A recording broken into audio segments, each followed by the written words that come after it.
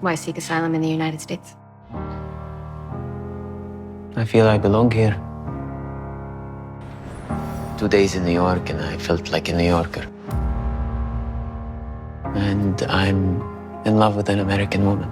You're making Iraqi tea? And it smells like you.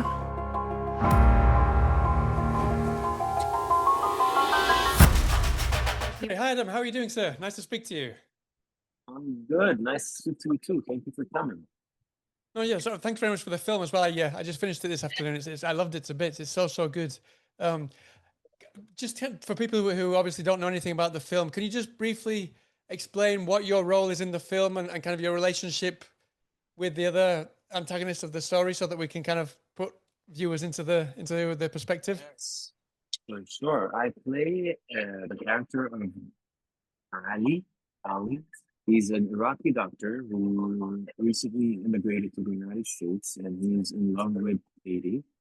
And he's trying to get his papers. He's married to Hadi, but he doesn't want to get his papers through her. He wants to get it independently. And something happens at the beginning of the movie. I don't want to ruin it. I don't want to spoil it. Sure. Which sort of like sets the story further, like forward. And we explore their emotional state of being after this thing happens and how it affects them, you know? So it's a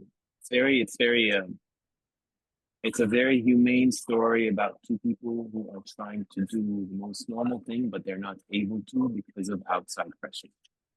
Yeah. By extension of that, obviously, your character, without going into any spoilers, obviously, your character's he's kind of fraught between a kind of a reverence and a judgment for America at the same time, now, which is kind of something, a duality that's not very often afforded, no, for characters in film. So I'm quite curious how you kind of connected with that complexity, and also how you navigated that tension of those two opposing perspectives, if you will.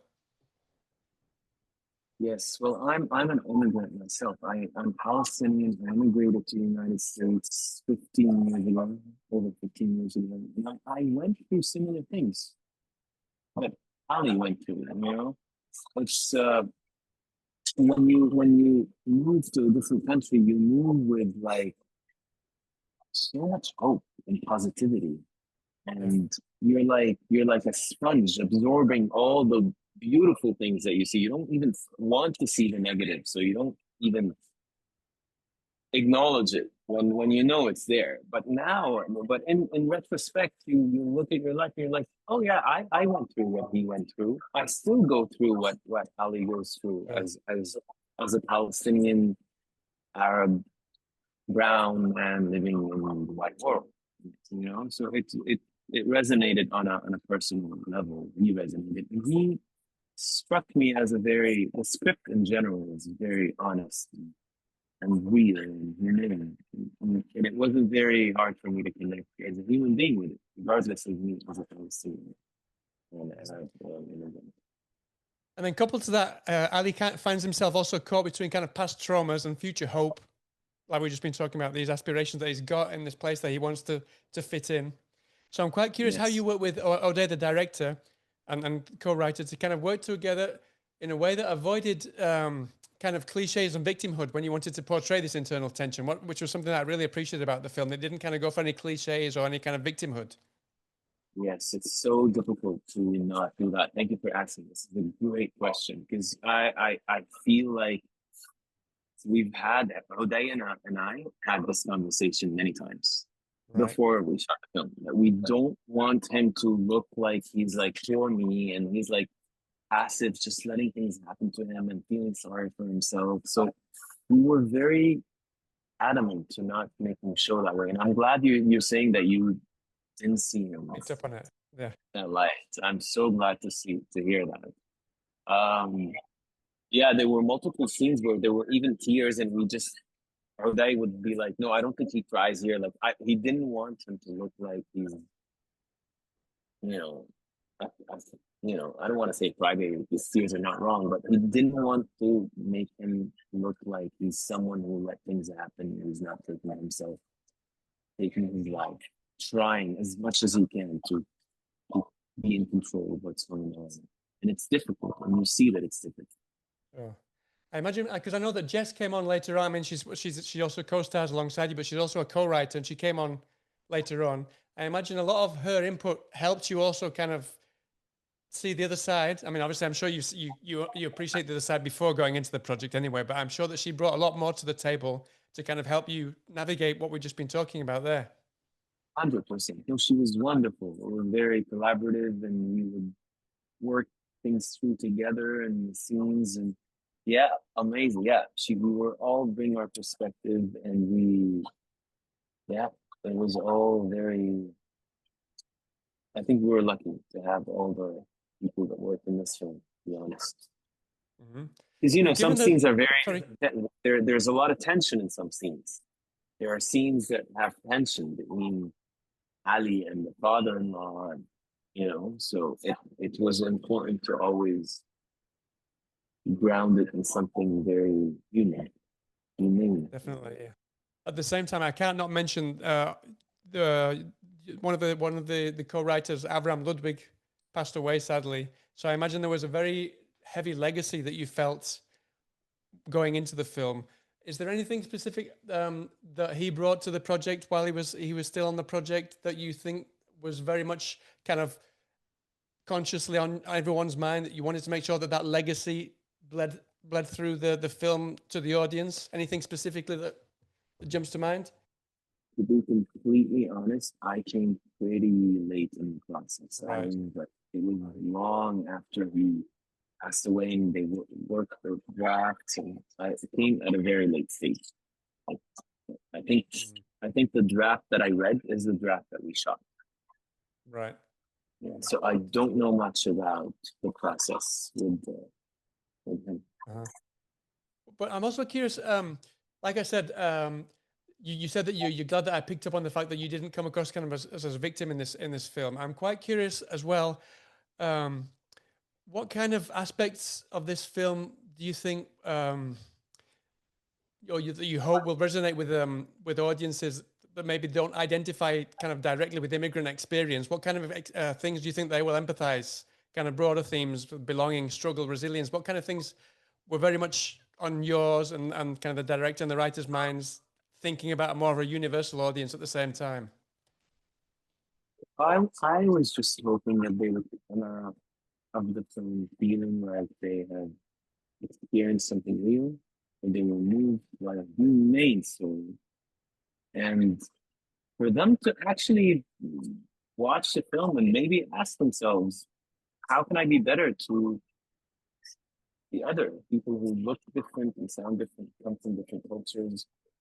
How can I be better? Hopefully, if they're moved by the story and they see that these are two human beings just not trying to live their life just like anyone else, just build a family and be in love, and they're not able to because of this.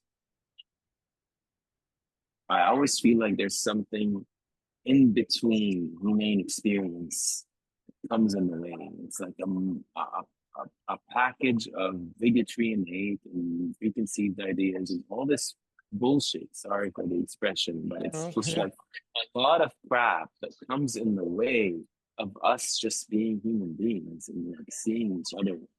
It's as if there's a filter.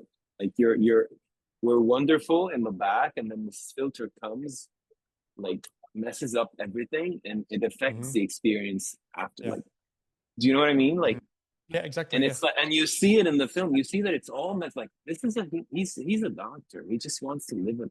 He's in love with a woman. He's like, he just wants to live a normal life. He's a good guy. And the father says he's not a good guy. Like, because it comes from this bullshit. You know what I mean? Yeah. And also it's like the film is political at the end of the day, and it does criticize it does criticize the systems that we live in and how they affect the way we see the world and behave with each other. And it is about, in a way, it is the repercussion of the war in Iraq. Like, Ali would not have had to come and seek asylum in the United States if he and now this country is completely destroyed. You know, there's no society anymore. So, yeah. Uh-huh. And then just before I let you go, because we're running out of time, obviously, I mean, you said that you on a daily basis or very often you kind of you live with these kind of struggles. But I'm quite curious, after taking on this film and you mentioned there lots of there's so many filters, these bullshit filters that shouldn't be in place, and some of them you just can't. They're just ingrained and you can't help having them. So I'm quite curious, having done the film now, were there any filters that you felt were removed from yourself, from the script or from being in the film? I come from I come from a society. I'm Palestinian. I grew up in Palestine, and I was just telling the other journalists, we all have filters. We all have filters. All human beings have these filters. There is no like, but I think the fact that I come from the society where you have to respect the foreigner. You have to welcome them and you host them and you make them feel warm and welcome. And this is part of me growing up as an Arab. Like I can't tell you how many times we've had like strangers just stay over and sleep in our bedrooms. You know what I mean? Like it's something, it's a society thing. So I do consider myself having more openness maybe to the other. I also grew up amongst different people. My dad's an actor and we've had so many different types and colors of people come and stay over. And so I got to meet so many different people. So maybe, maybe I'm not the perfect example of someone who's so... So filtered, no, yeah. It's easier for me to accept the other, but I still have my, It's impossible to escape fear is, filters. and fear is a huge thing. A lot of these filters are rooted in fear of the other and fear of the stranger. So fear is there. It's in everyone. So I have to fight it all the time. Well, listen, we'll run out of time. But Adams, thank you so much for your time. It's been a pleasure to speak to you. I wish you the very best of luck with the movie. And I hope to speak to you again sometime soon, sir. Yeah, me too. Thank you so much. هلا ما قلت لنا؟ كلش مهم موضوع السرية. This guy you're with, who you think you love, he is not a good guy. We don't know who these people are.